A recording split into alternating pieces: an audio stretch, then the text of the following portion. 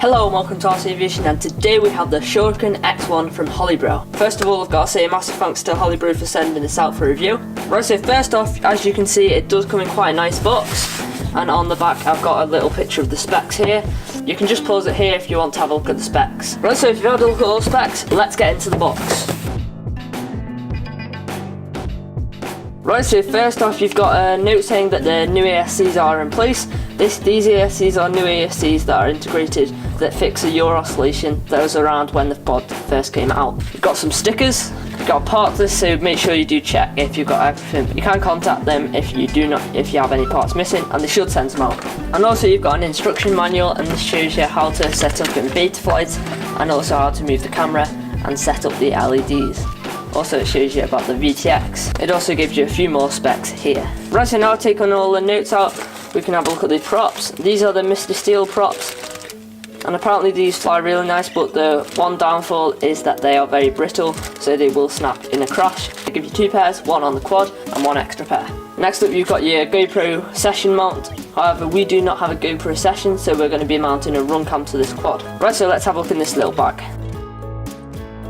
Right, so you've got a little frequency table so that you can see if you're on the right channel and how to get onto the right channel on your VTX or receiver. You've got a little battery strap. This is for the camera, I think, that goes on top. You've got all these cables so you can actually configure the camera, and you can configure the settings so that you get the viewing quality that you want. Also, you get a little manual for the video camera.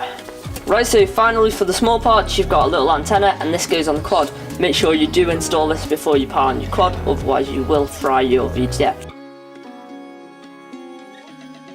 One last bit about the packaging, it does come with these extra slots, so you could actually put your batteries in them, so they have really thought about this because your props already come assembled, so that means you can transport everything in this box all together and ready to fly. Right, so here is the Shuriken X1. As you can see, it comes pre-assembled with the props on. However, there are cable ties on here around the ESCs. I put them on, they do not come in the package either. This is because I didn't really like the idea of these hanging off, because they might have got caught in the props or just pulled off here. One problem that I did have is the receiver in there. The antenna was already a bit faulty, so the end was a bit chopped off.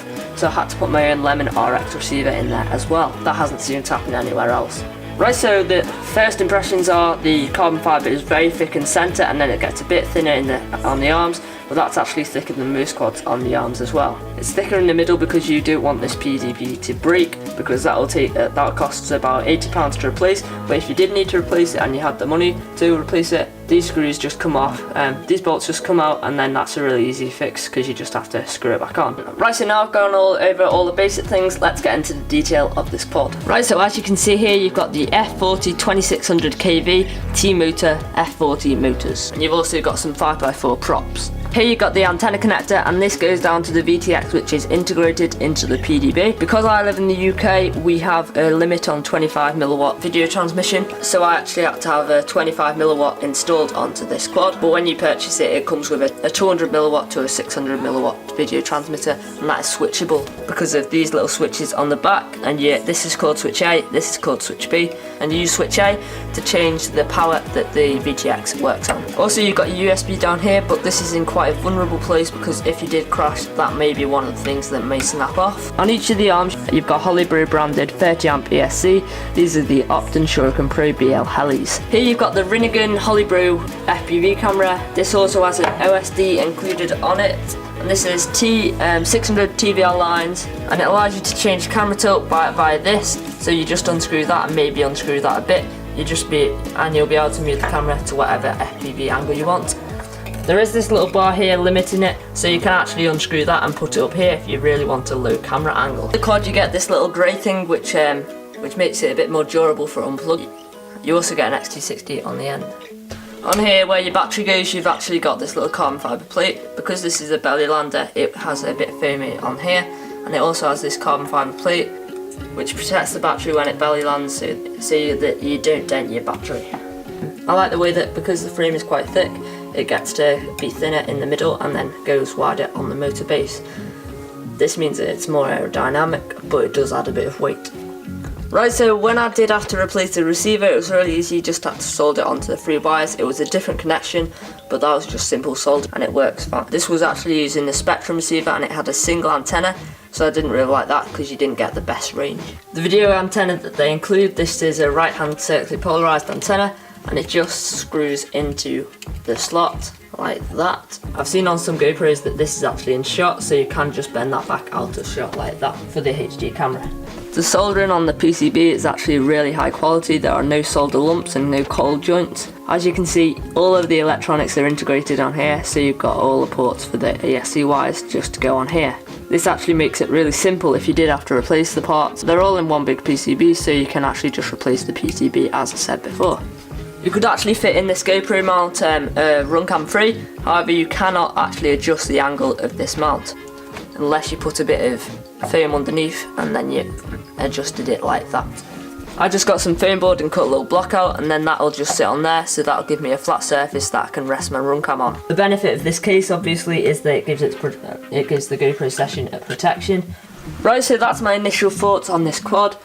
We're going to take it over to Betaflight now so that I can get it tuned, so that I can edit the settings to the way I want them. But we're going to leave the PIDs to the way they set them, because they do say that they set them by a pilot that works there, and they say that they're all pre-tuned for this quad, so we'll see how well they cope. Right, so I'm just going to hop over to Betaflight so I'll show you how to do it.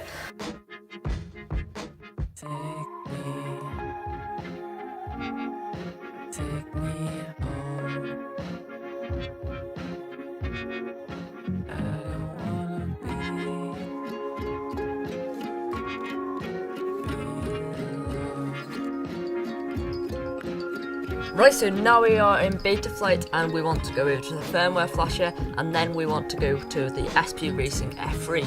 We want to choose the latest firmware, and then you want to select manual baud rate and you want to select it to 256100. You're going to then want to go over to load firmware online and flash firmware. Right, so now we've done that, we're going to want to click connect and we want to make sure it's selected to COM5.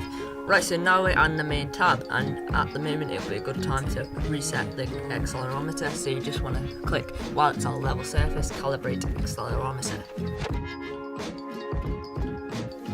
And then we're going to want to go over to the configuration tab and make sure down here that the LED is switched on, like that. And these are all the default settings, so if you want to have a look at them and make sure it's the same on your quad, you can have a look at them now. Here are all the default PIDs, and if you want to have a look at them, you can have a look at them then. Right, so now we're on the receiver tab, and you want to make sure it's set to TAER1234 if you're running Spectrum. It also has options for Futaba. Right, so now we're on the modes tab, and you want to set a mode for ARM. This means that you want to select the switch, which I'm using aux1, and you just want to set up the ranges for each of the individual settings. So here you go, I'm adding a range for ARM now, and as you can see I'm just going to move it fully to the right, and that means that when it is selected in there, it will ARM.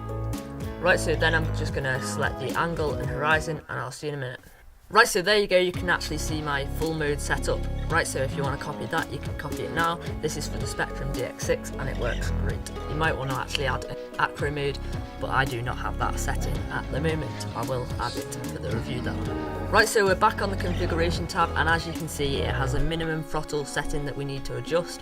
As to do this, we need to go to the motor, unselect this little tab here, and then we want to draw up the motor tab up until the motor starts spinning, and then these little tabs, they show you a value, and you want to enter that into the minimum throttle spot there. Right, so now we're on the failsafe tab, and you do not want to set it to land, you want to set it to drop, and you want to set it to about 5 seconds for the guard time. This means that the quad will just drop out the sky, but if you do choose land, that will mean it could actually have a chance that it will fly away. And make sure you do this before you turn the quad on and fly it, because if you do drop out of connection, your receiver fails in it, your quad may fly away and you might just lose it in the sky.